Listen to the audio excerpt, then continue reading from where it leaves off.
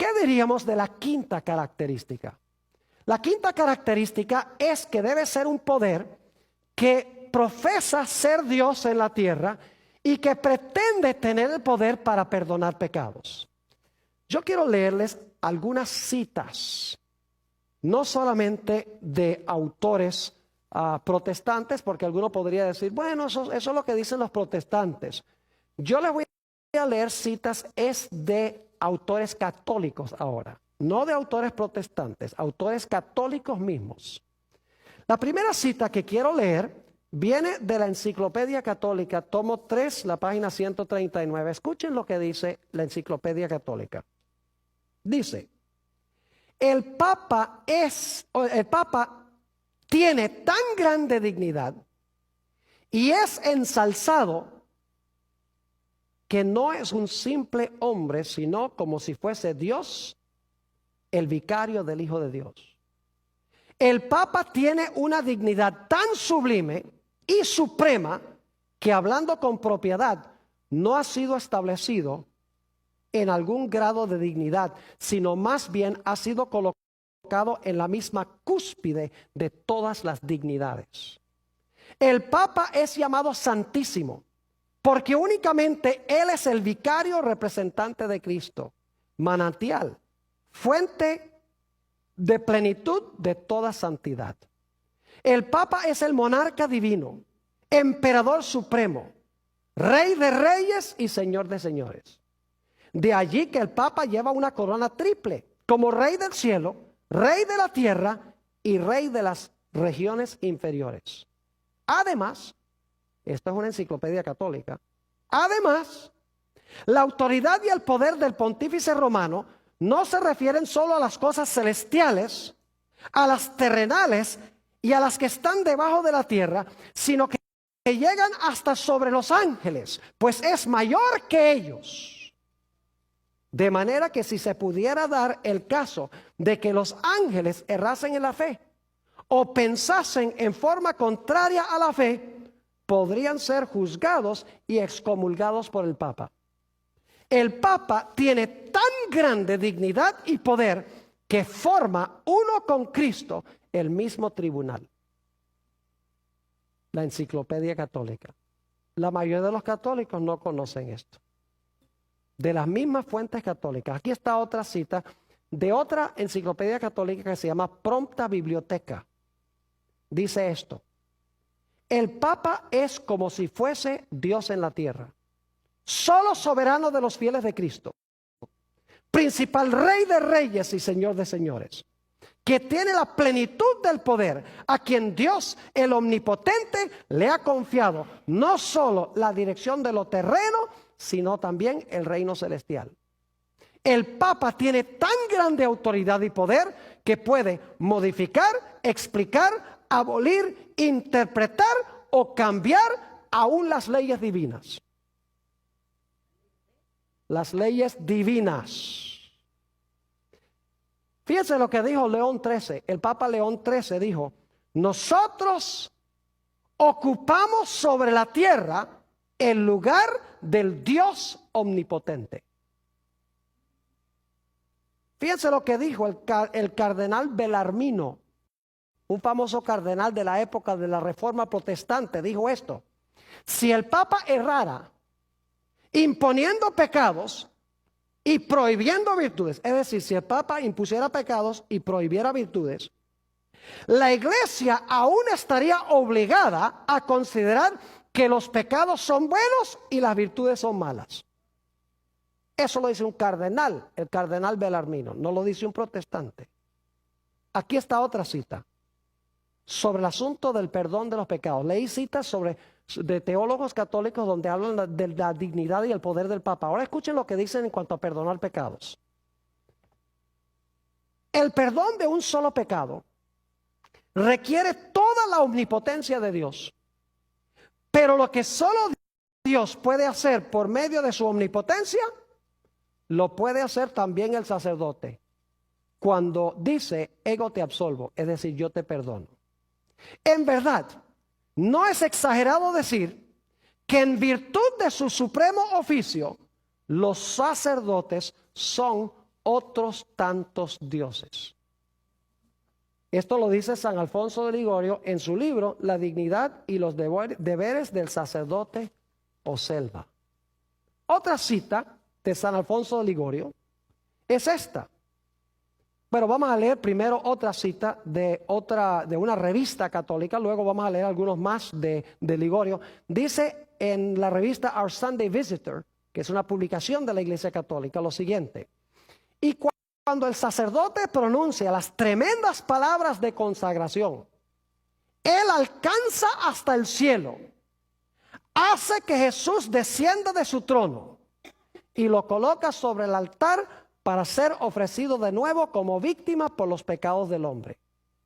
Este es un poder mayor que el de monarcas y potentados. Es mayor que el poder de los santos y los ángeles, mayor que el poder de los serafines y querubines.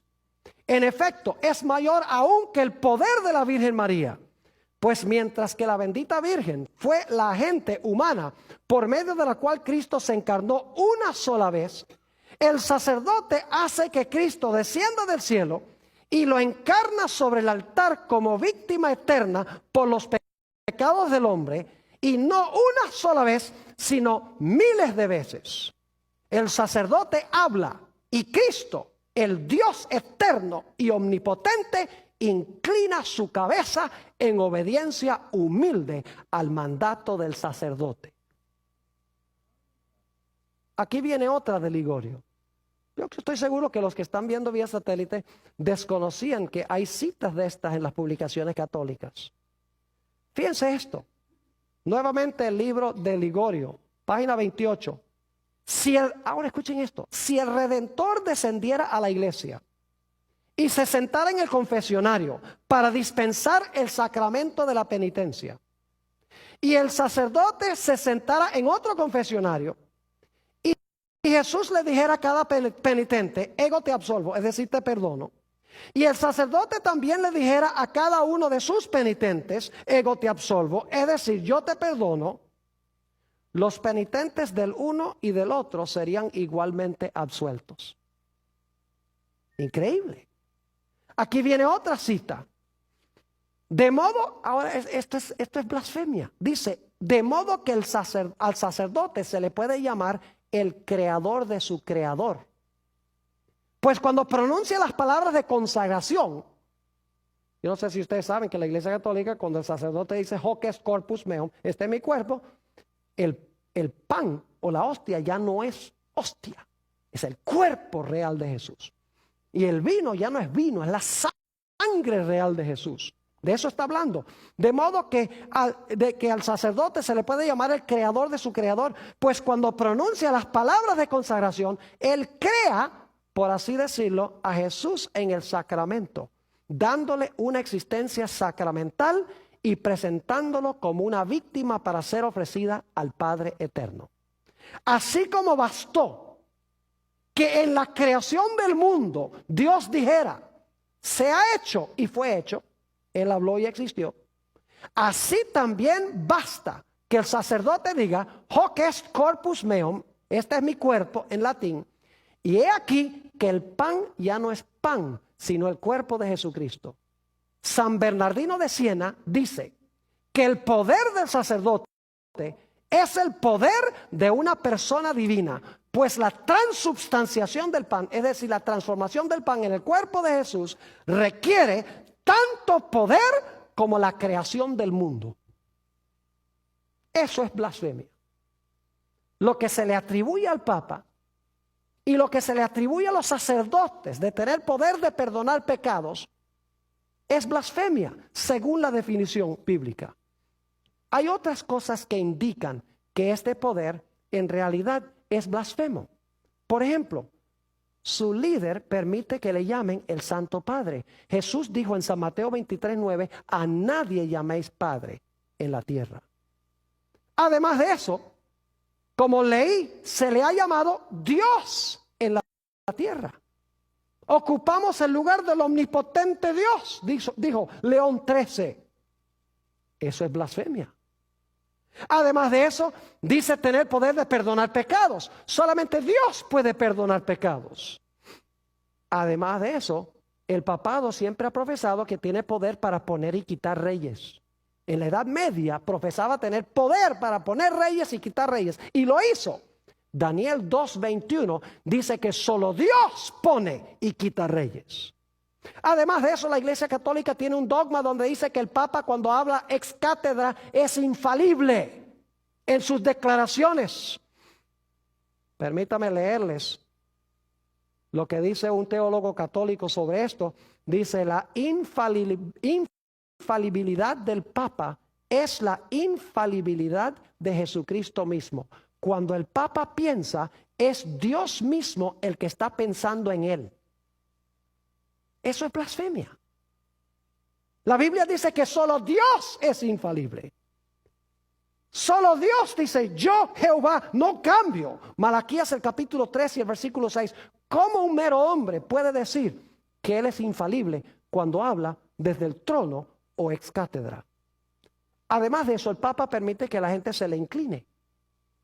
Cuando Cornelio, según Hechos 10, se inclinó ante Pedro, quien supuestamente fue el primer papa, dijo: levántate de ahí, que yo soy hombre como tú. Inclusive los ángeles no permitían que se les inclinara. Juan se les inclinó, según Apocalipsis 19:10, y el ángel dijo: no te inclines, que yo soy criatura. ¿Cómo es que el Papa entonces permite que la gente venga y le rinda pleitesía? Además de eso, hay declaraciones del poder papal donde dice que el Papa puede juzgar a todos y nadie lo puede juzgar a él. La Biblia dice en San Juan 5, el versículo 22 y 27, que Dios le ha dado a Jesús la facultad de juzgar, por cuanto es el Hijo del Hombre. Además de eso, hemos visto que el papado profesa haber cambiado los tiempos. Vamos a ver eso en unos momentos, los tiempos de Dios. Y vamos a encontrar que también ha profesado cambiar la ley de Dios. En unos momentos vamos a ir a eso. Todas estas características indican de que Roma papal, la Iglesia Católica, Apostólica y Romana, cuadra perfectamente con la característica de que habla blasfemias contra Dios.